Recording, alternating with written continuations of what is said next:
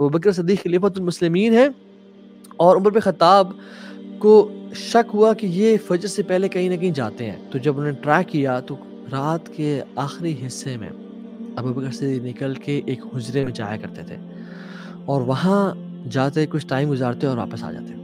تو عمر بن خطاب کو شک ہوا کہ یہ کیا کرتے ہیں، کیوں کسی حجرے میں جاتے ہیں. تو جب عمر بن خطاب اس حجرے میں گئے تو دیکھتے ہیں کہ ابوبکر صدیق جو خلیفۃ المسلمین ہے، یہ وہ بندہ ہے جو کہ یعنی پرائم منسٹر تو کیا ہوگا، خلیفۃ المسلمین، ان کی رسپانسبلٹیز، ان کا احسن کردار، ان کے ڈیڈیکیشن لوگوں کی خدمت کی طرف کیسی ہوگی، ان کی اپنی عبادات، قرآن کو ٹائم دینا، یعنی کتنے بزی انسان ہو. لیکن وہ بوڑھی عورت کے گھر میں جا رہے ہیں، اور وہ کمرے میں دیکھا ایک بوڑھی عورت اندھی ہے، نابینا ہے، اور کونے میں بیٹھی ہوئی ہے. تو نے کہا پوچھ سکتا ہوں کہ یہ جو شخص آتا ہے آپ کے کمرے میں، آپ کے گھر میں، یہ کس لیے آتا ہے؟ تو نے کہا کہ مجھے نہیں معلوم، کافی سالوں سے شخص آ رہا ہے، میرے گھر آتا ہے، میرے گھر میں جھاڑو لگا کے جاتا ہے، کھانا پکا کے جاتا ہے، میرے برتن دھو کے جاتا ہے، میرے سارے کام شام، میری نیڈس کی کفالت کر کے جاتا ہے. تو عمر بن خطاب جب یہ سارا کچھ جاننے کے بعد اپنے آپ کو کہتے ہیں بخن بخن یا عمر، کہ عمر افسوس ہو تم پہ. ابوبکر صدیق کے بارے میں کہتے ہیں لقد اتعبت من بعدک، Abu Bakr, you are leaving with a very high standard for the people coming next to you. رسول اللہ صلی اللہ علیہ وسلم نے فرمایا کہ the most beloved people to Allah subhanahu wa ta'ala are those who are the most beneficial to people. انسانوں میں سے سب سے بہترین انسان وہ ہیں جو لوگوں کو نفع پہنچاتے ہیں. And the most beloved deeds to Allah subhanahu wa ta'ala is to make a Muslim happy. سب سے بہترین عمل کون سا ہے؟ کسی مسلمان کو خوش کرنا، اس کے دل میں خوشی کو ڈالنا.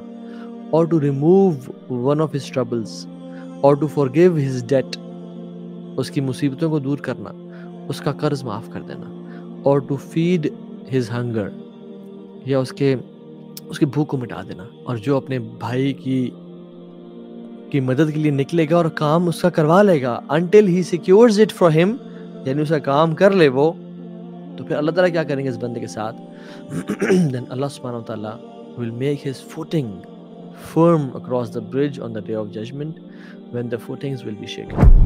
اللہ سبحانہ وتعالیٰ اسے قدموں کو جما دیں گے قیامت کے دن، جس دن لوگوں کے قدم لڑکھڑا رہے ہوں گے. وہ شخص جو اپنے بھائی کے لیے کام کروانے جا رہا ہوتا ہے، ہم اس عمل کو اتنا بڑا عمل نہیں دیکھتے. سبحان اللہ، ہماری دین کے حوالے سے پرائرٹیز، اور یعنی نو ڈاؤٹ عبادات، اعتکاف، اس کی بہت امپورٹنس ہے اور وہ اپنے ٹائم پہ کرنا چاہیے، لیکن ہم اس کو کیوں کمزور سمجھتے ہیں کسی مسلمان بھائی کی مدد کو؟ رسول اللہ صلی اللہ علیہ وسلم صحابہ کے دل میں اور ہم سب کے دل میں ایک برننگ ڈیزائر کو پیدا کرنا چاہ رہے ہیں ٹو ہیلپ ادرس، اور یہ ہمیں بتانا چاہ رہے ہیں کہ you should be knocking the doors of others, not for asking for help, rather to help others، کہ آپ بتائیں، آپ کو کوئی مدد چاہیے تو بتائیں، میں آپ کی خدمت کروں گا، میں آپ کی مدد کروں گا. یاد رکھیں، آپ لوگوں کی مدد کریں گے تو اللہ آپ کی مدد میں لگ جائے گا. اللہ will help you in your life if you will help people.